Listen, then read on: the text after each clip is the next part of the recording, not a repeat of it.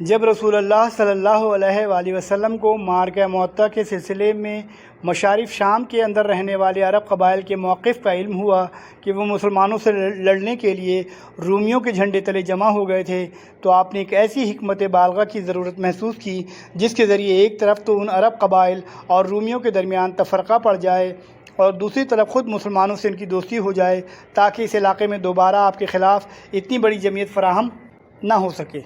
اس مقصد کے لیے آپ نے حضرت عمرو بن عاص رضی اللہ عنہ کو منتخب فرمایا۔ چنانچہ آپ نے جنگ موتہ کے بعد ہی یعنی جمادی الاخرہ 8 ہجری میں ان کی تالیف قلب کے لیے حضرت عمرو بن عاص رضی اللہ عنہ کو ان کی جانب روانہ فرمایا۔ کہا جاتا ہے کہ جاسوسوں نے یہ اطلاع بھی دی تھی کہ بنو قزاع نے اطراف مدینہ پر حلہ بولنے کے ارادے سے ایک نفری فراہم کر رکھی ہے، لہذا آپ نے حضرت عمرو بن عاص رضی اللہ عنہ کو ان کی جانب روانہ کیا۔ ممکن ہے دونوں سبب اکٹھے ہو گئے ہوں۔ بہرحال رسول اللہ صلی اللہ علیہ وآلہ وسلم نے حضرت عمرو بن عاص رضی اللہ عنہ کے لیے سفید جھنڈا باندھا اور اس کے ساتھ کالی جھنڈیاں بھی دی، اور ان کی کمان میں بڑے بڑے مہاجرین و انصار کی 300 نفری دے کر انہیں رخصت فرمایا۔ ان کے ساتھ 30 گھوڑے بھی تھے۔ آپ نے حکم دیا کہ بلی اور عذرا اور بلقین کے جن لوگوں کے پاس سے گزریں ان سے مدد کے خواہاں ہوں، وہ رات کو سفر کرتے اور دن کو چھپے رہتے تھے۔ جب دشمن کے قریب پہنچے تو معلوم ہوا کہ ان کی جمعیت بہت بڑی ہے، اس لیے حضرت عمرو رضی اللہ عنہ نے حضرت رافع بن مکیس جہنی کو کمک طلب کرنے کے لیے حضرت رسول اللہ صلی اللہ علیہ وآلہ وسلم کی خدمت میں بھیج دیا۔ رسول اللہ صلی اللہ علیہ وآلہ وسلم نے حضرت ابو عبیدہ بن جراح کو علم دے کر ان کی سرکردگی میں 200 فوجیوں کی کمک روانہ فرمائی، جن میں روسۂ مہاجرین مثلا ابو بکر و عمر اور سرداران انصار بھی تھے۔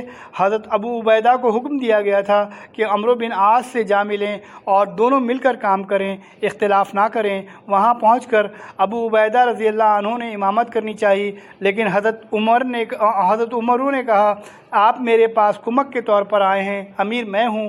ابو عبیدہ نے ان کی بات مان لی اور نماز حضرت عمرو ہی پڑھاتے رہے۔ کمک آ جانے کے بعد یہ فوج مزید آگے بڑھ کر قزا کے علاقے میں داخل ہوئی اور اس علاقے کو رونتی ہوئی اس کے دور دراز حدود تک جا پہنچی۔ آخر میں ایک لشکر سے مٹ بھیڑ ہوئی، لیکن جب مسلمانوں نے اس پر حملہ کیا تو وہ ادھر ادھر بھاگ کر بکھر گیا۔ اس کے بعد عوف بن مالک اشجعی رضی اللہ عنہ کو ایلچی بنا کر رسول اللہ صلی اللہ علیہ وآلہ وسلم کی خدمت میں بھیجا گیا۔ انہوں نے مسلمانوں کی بسلامت واپسی کی اطلاع دی اور غزوے کی تفصیل سنائی۔ ذات سلاسل وادی قرہ سے آگے ایک خطہ زمین کا نام ہے، یہاں سے مدینہ کا فاصلہ 10 دن ہے۔ ابن اسحاق کا بیان ہے کہ مسلمان قبیلہ جذام کی سرزمین میں واقع سلسل نامی ایک چشمے پر اترے تھے، اسی لیے اس مہم کا نام ذات سلاسل پڑ گیا۔ سریہ خضرا کا سبب یہ تھا کہ نجد کے اندر قبیلہ محارب کے علاقے میں خضرا نامی ایک مقام پر بنو غطفان لشکر جمع کر رہے تھے، لہٰذا ان کی سرکوبی کے لیے رسول اللہ صلی اللہ علیہ وآلہ وسلم نے حضرت ابو قتادہ کو 15 آدمیوں کی جمعیت دے کر روانہ کیا اور انہیں دشمن کے متعدد آدمیوں کو قتل اور قید کیا اور مال غنیمت بھی حاصل کیا۔ اس مہم میں وہ 15 دن مدینے سے باہر رہے۔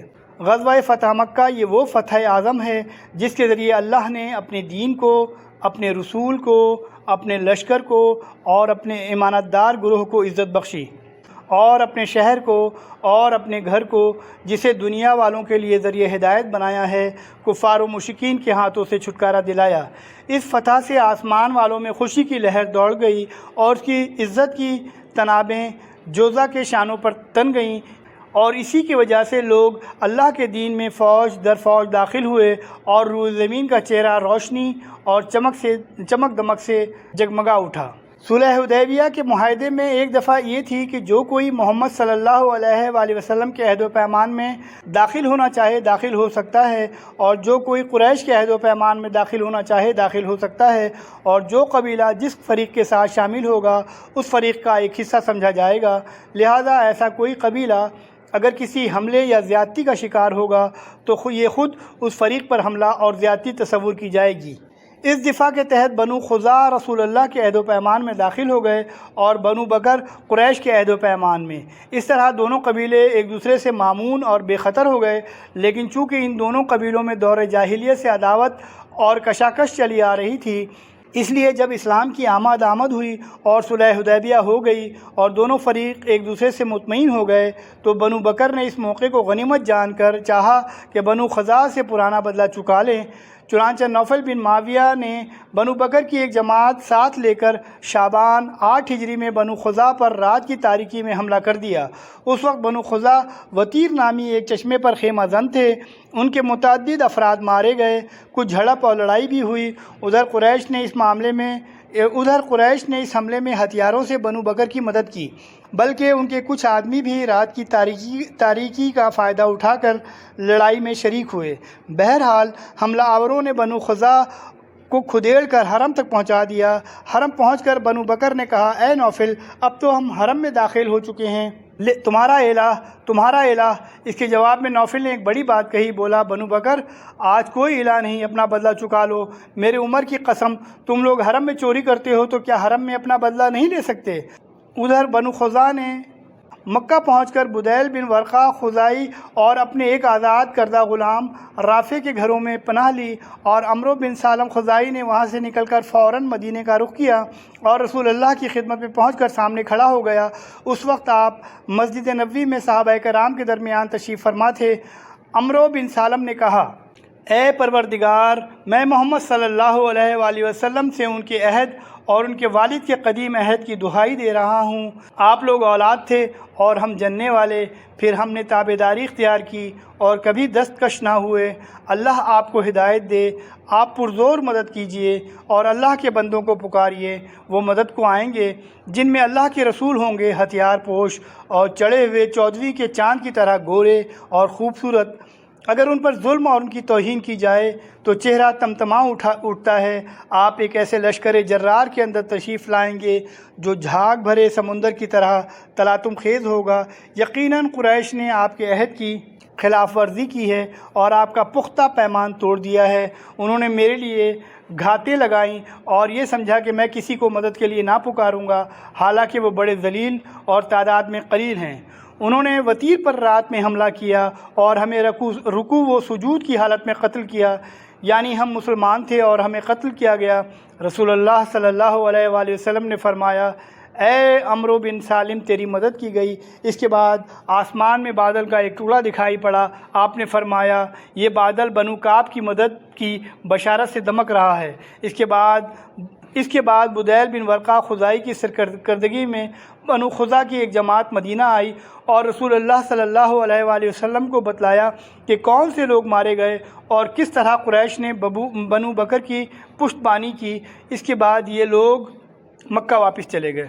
اس میں شبہ نہیں کہ قریش اور ان کے حلیفوں نے جو کچھ کیا وہ کھلی ہوئی بدعہدی اور صریح پیمان شکنی تھی، جن کی کوئی وجہ اور جواز نہ تھا۔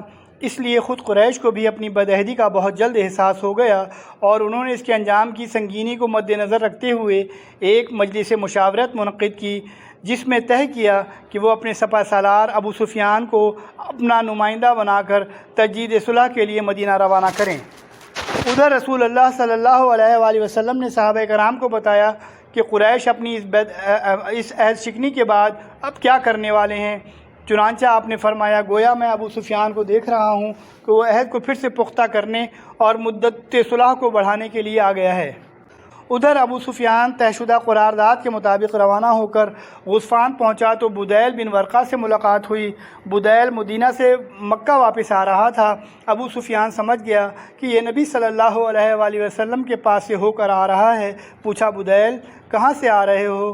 بدیل نے کہا، میں خزاع کے ہمراہ اس ساحل اور وادی میں گیا ہوا تھا۔ پوچھا، کیا تم محمد صلی اللہ علیہ وآلہ وسلم کے پاس نہیں گئے تھے؟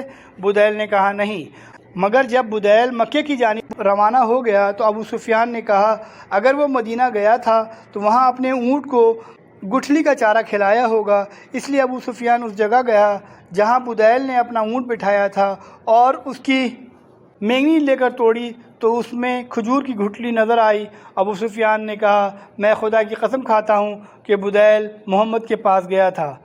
بہرحال ابو سفیان مدینے پہنچا اور اپنی صاحبزادی ام المومنین حضرت ام حبیبہ رضی اللہ عنہا کے گھر گیا۔